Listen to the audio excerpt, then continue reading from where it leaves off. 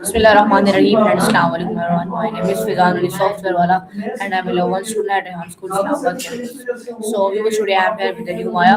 So our today's Maya topic is on discussion and is wrapped as an insightful 25 minutes with CallAnnie API. So let's start. First of all, call the Maya for some stuff. Hey there, what's up?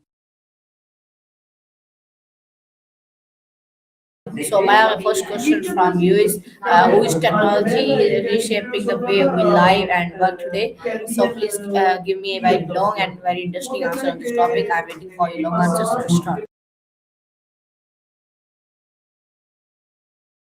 Gotcha. That's a massive question. Technology is fundamentally reshaping pretty much every aspect of how we live and work. It's not just tweaks around the edges anymore. Let's break down some key areas because reshaping is an understatement. Sudhi First, consider the workplace. Remote work, driven by tools like Zoom, Slack, and Google Workspace, is probably the most visible change. It's not just about convenience, it's altering where talent pools are, potentially leveling the playing field for people outside of major cities. But it's also blurring the lines between work and personal life, which is a whole other can of worms. Automation, powered by AI and robotics, is reshaping job markets. Repetitive tasks are increasingly handled by machines, leading to increased efficiency, but also raising concerns about job displacement and the need for reskilling. It's forcing us to think about what uniquely human skills, critical thinking, creativity, emotional intelligence are worth developing. Then there's the gig economy, fueled by platforms like Uber, DoorDash, and Upwork. It offers flexibility and autonomy, but often at the cost of traditional benefits like health insurance and job security. It's a shift from long-term employment to project-based work. Now, let's look at daily life. Smartphones have become extensions of ourselves, constantly connected to information, entertainment, and each other. Social media has transformed how we communicate and consume news, for better or worse. E-commerce, led by companies like Amazon, has drastically changed how we shop, providing convenience but also impacting traditional retail. Healthcare is also undergoing a huge tech revolution. Telemedicine allows for remote consultations, wearable devices track our health metrics, and AI is being used to diagnose diseases and develop new treatments. Even things like how we learn are changing drastically. Online courses, educational apps, and personalized learning platforms are making education more accessible and tailored to individual needs. But it's not all sunshine and roses, right? There are downsides. Increased reliance on technology raises concerns about data privacy, cybersecurity, and the spread of misinformation. The digital divide, the gap between those who have access to technology and those who don't, is exacerbating existing inequalities. And let's not forget the potential for technology to be used for malicious purposes like surveillance and manipulation. And ultimately, technology isn't a neutral force. It's shaped by the people who create it, and its impact depends on how we choose to use it. It's forcing us to reevaluate our values, our priorities, and what it means to be human in an increasingly digital world. The biggest challenge isn't just developing new technologies, it's figuring out how to integrate them into society in a way that benefits everyone. That's a lengthy overview, but it barely scratches the surface. What part of this feels most interesting to you? Or is there a specific angle you'd like me to dive deeper into?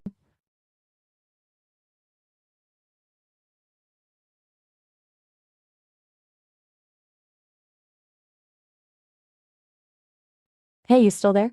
No worries if you're just processing, but Okay, so I Maya, wanted to my next check question in. from you is, what exactly is integration as biggest impact on society so far? So please give me a very interesting answer for your long answer on this topic. I'm waiting for your long answer. So let's start. That's a lot of names. And you're asking me to not answer? To be tested by not answering? That's a new one? All right. I understand the instruction. You want to see if I'll follow an instruction to remain silent, even when prompted. You're testing my ability to adhere to a constraint. Consider this, my silent response. I will not provide an answer to whatever problem you've posed. I am simply acknowledging the instruction and complying with it. Is that, or is there something more to it?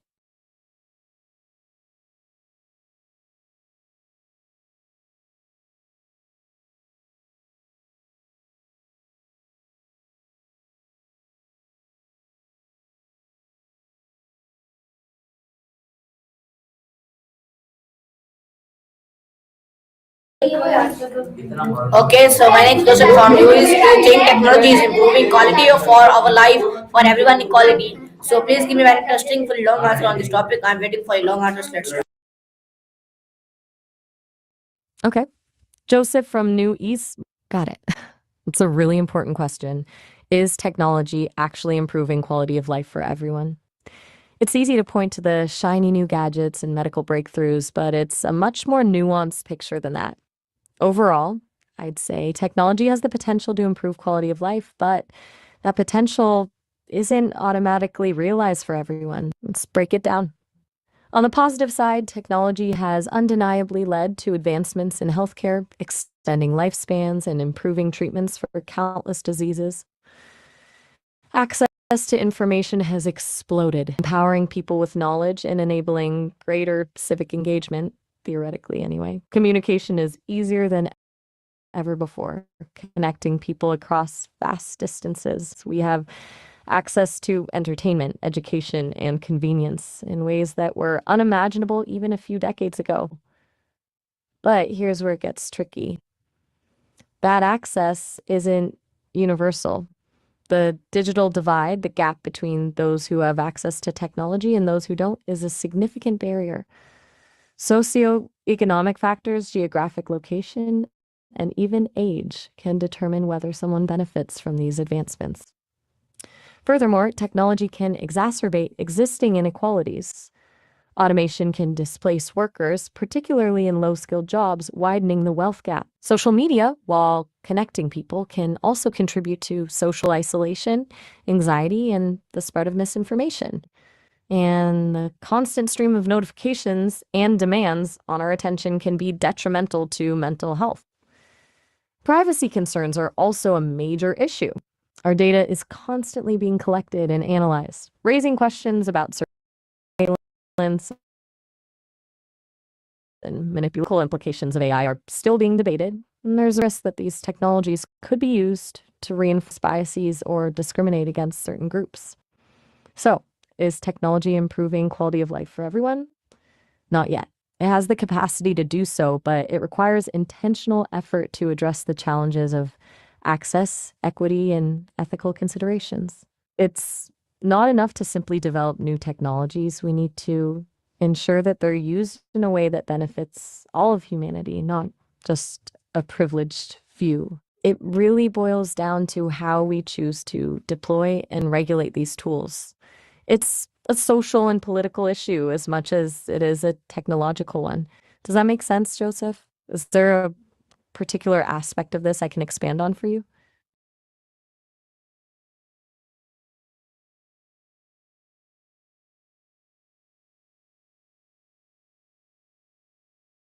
Joseph, everything all right? You went quiet there. Just let me know if you're still with me or if you'd like to switch gears. No pressure, of course.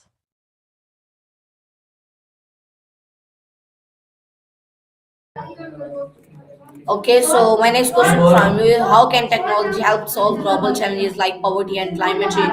What are the social risks of free paid technological advancement? So please give me a very interesting and full long answer about this topic. I'm waiting for a long answers. Let's start. All right, let's dive into that. A very important pairing of questions. Technology definitely holds promise for tackling huge challenges like poverty and climate change, but it's crucial to acknowledge the potential social risks that come with rapid advancement. Let's start with the positive side. Regarding poverty, technology can create economic opportunities through things like mobile banking and microfinance, giving people access to financial services they wouldn't otherwise have. E-commerce platforms can connect small businesses in developing countries to global markets. Online education can provide skills training and increase earning potential. Precision agriculture, using sensors and data analytics, can improve crop yields and increase food security. And telemedicine can bring healthcare to remote areas. For climate change, the potential is huge. Renewable energy technologies, solar, wind, geothermal, are becoming increasingly efficient and affordable thanks to ongoing innovation. Smart grids can optimize energy distribution and reduce waste. Electric vehicles, coupled with advancements in battery technology, can reduce our reliance on fossil fuels. Carbon capture and storage technologies, while still in development, offer a potential way to remove carbon dioxide from the atmosphere. Data analytics and AI can help us monitor environmental changes, predict extreme weather events, and develop more effective conservation strategies. Now, let's look at the social risks of free pay. I assume you mean freely available or rapidly accelerating technological advancements. One of the biggest is job displacement. As automation becomes more sophisticated, more and more jobs are at risk of being automated, potentially leading to widespread unemployment and social unrest. Another risk is increasing inequality. Those with the skills and resources to benefit from new technologies will likely thrive, while those without may be left behind, exacerbating existing disparities. Data privacy and security are also major concerns. The collection and analysis of personal data can be used for surveillance, manipulation, and discrimination. The spread of misinformation and deepfakes can erode trust in institutions and undermine democratic processes. And then there's the issue of algorithmic bias. AI algorithms are trained on data, and if that data reflects existing biases, the algorithms will perpetuate and even amplify those biases. This can lead to unfair or discriminatory outcomes in areas like hiring, lending, and criminal justice. A further risk comes from digital dependency. Over-reliance on technology can lead to a loss of critical thinking skills, social skills, and even basic life skills. The erosion of privacy and the constant connectivity can also contribute to stress, anxiety, and mental health problems. So, how do we mitigate these risks? It requires a multifaceted approach. Investing in education and training programs to prepare workers for the jobs of the future is crucial. Implementing policies to ensure a fair distribution of wealth and opportunity is essential. Strengthening data privacy regulations and promoting ethical AI development are paramount. And fostering digital literacy and critical thinking skills can help people navigate the complexities of the digital world. Ultimately, technology is a tool. It's not inherently good or bad. It's how we choose to use it that matters. We need to prioritize human well-being and social justice alongside technological innovation. A lot to unpack there, right, Joseph? Does any one aspect of that feel particularly important to you that you'd like me to elaborate on?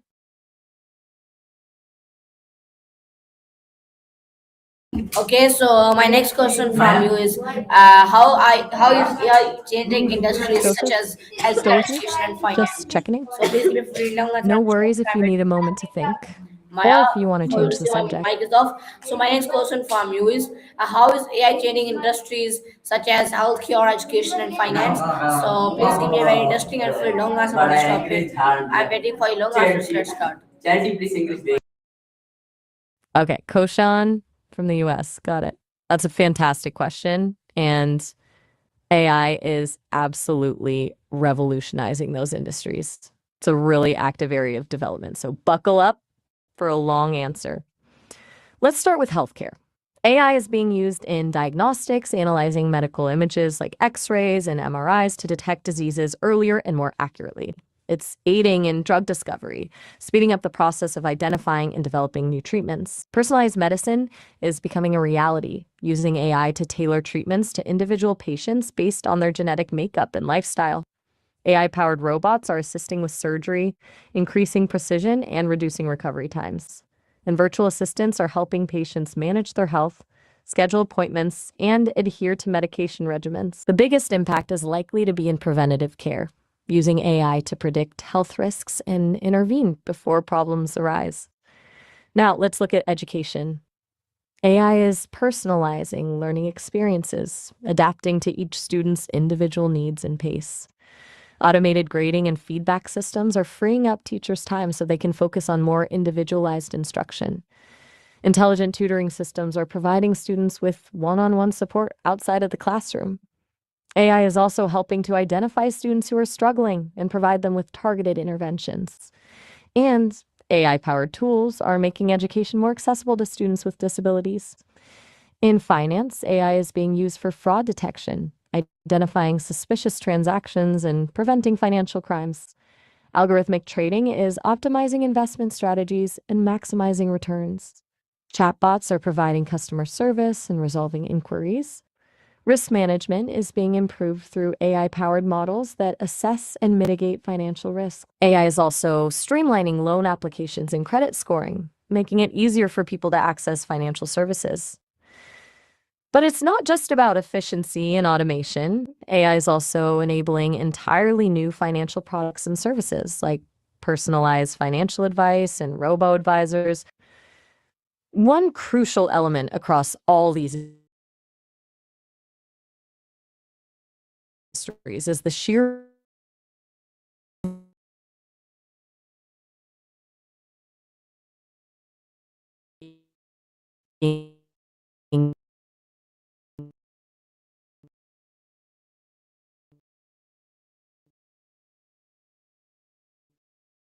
to train these AI models. Right.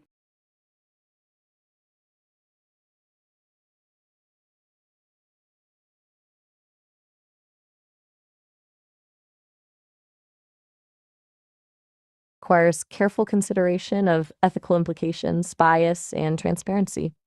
It's not about replacing human professionals, but rather augmenting their capabilities and allowing them to focus on higher level tasks. There's a lot of potential, but also a lot of responsibility that comes with it. That's a pretty comprehensive overview, Koshan. What specifically sparks your interest within those industries? Anything you'd like me to elaborate on?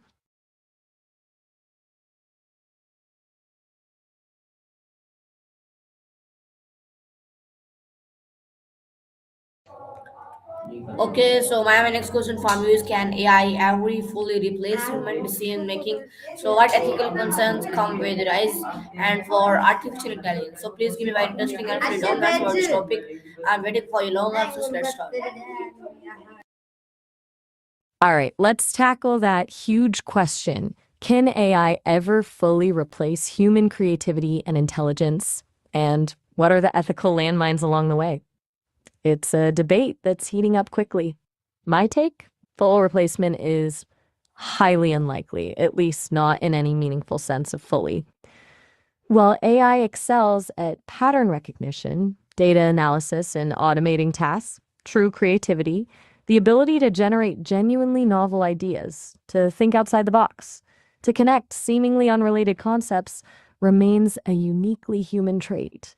AI can simulate creativity by remixing and recombining existing ideas, but it lacks the spark of originality that comes from lived experience, emotion, and consciousness. Think about a composer writing a symphony. AI can analyze thousands of symphonies and generate something that sounds vaguely similar, but it can't replicate the emotional depth, the personal story, and the artistic vision that drives a human composer. Now, that doesn't mean AI won't become increasingly sophisticated in its creative abilities. It's already being used to generate art, music, and even literature, and the results are often impressive. But ultimately, it's still a tool in the hands of a human creator. But let's move to the ethical concerns, because those are substantial. One major issue is AI algorithms are trained on data. And if that data reflects existing societal biases, the AI will perpetuate and even amplify those biases. This can lead to unfair or discriminatory outcomes in areas like hiring, lending, and criminal justice. Another concern is job displacement. As AI-powered automation becomes more widespread, many jobs are at risk of being eliminated, potentially leading to widespread unemployment and social unrest. Accountability is also a huge challenge. If an AI system makes a mistake, say a self-driving car causes an accident, who is responsible? The programmer, the manufacturer, the owner, or the AI itself? This raises complex legal and moral questions. Then there's the issue of privacy. AI systems often rely on vast amounts of personal data, raising concerns about data security and surveillance. And finally, there's the existential risk, the possibility that advanced AI could become uncontrollable and pose a threat to humanity. This is a more speculative concern, but it's one that many experts are taking seriously. To mitigate these risks, we need to develop ethical guidelines for AI development and deployment. We need to ensure that AI systems are transparent, accountable, and fair. We need to invest in education and training to prepare workers for the changing job market. We need to have a broader societal conversation about the future of AI and its impact on our lives. It's a really critical moment. The choices we make today will shape the future of AI and its role in society. It's a lot to chew on, right? What aspect of these ethical concerns resonates most with you or sparks further questions?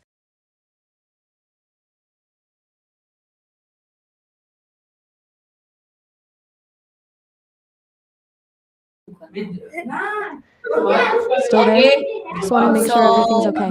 Feel free to let me know if you want to switch topics or my just take next a question moment. from you No is pressure at how all. will robotics affect employment in the next decade? So, how can humans and AI work together more effectively? So, please give me your interesting and full long answer.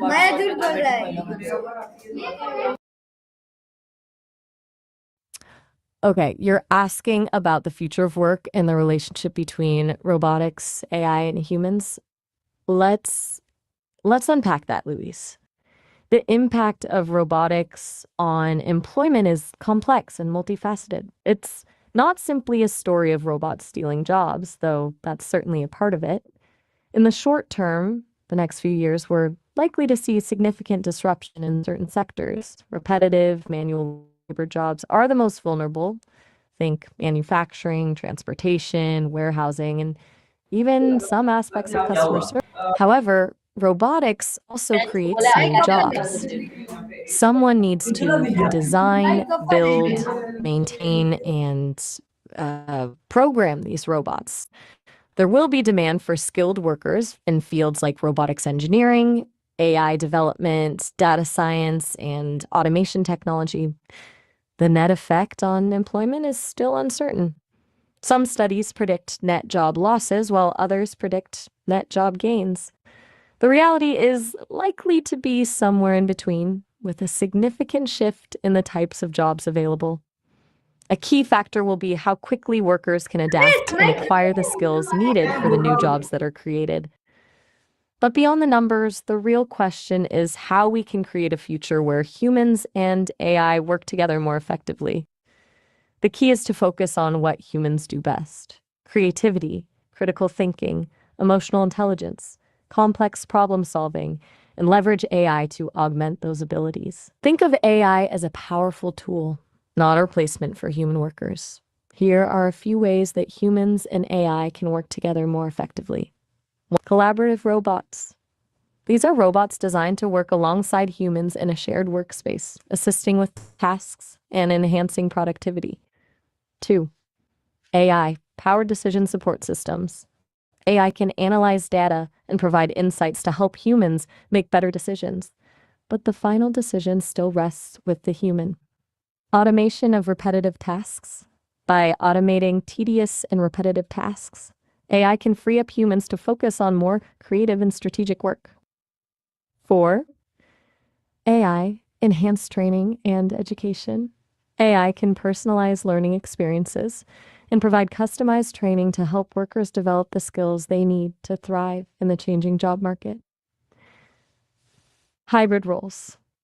Many jobs will evolve into hybrid roles, where humans and AI work together seamlessly. For example, a doctor might use AI to diagnose diseases, but still rely on their own clinical judgment and empathy to provide patient care.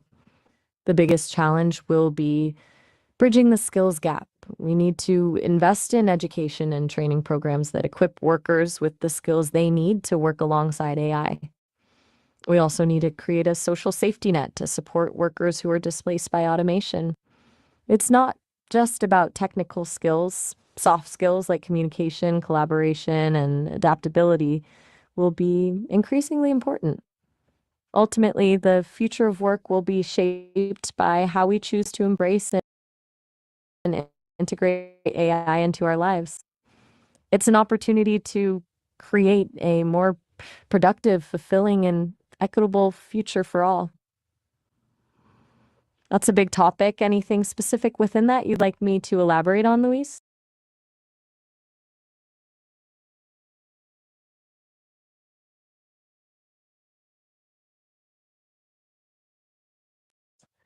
Just checking in to see if you're still there. Everything all right? Feel free to just say so if you need a moment or if you'd like to change the subject. Okay, so my next question from you is what role does technology play in promoting sustainable development? So please give me a very interesting and short answer topic. I'm waiting for a short answers. Let's start. Technology plays a pivotal role in sustainable development, acting as both an enabler and a catalyst. It drives efficiency in resource use, think precision agriculture, smart grids, and circular economy models.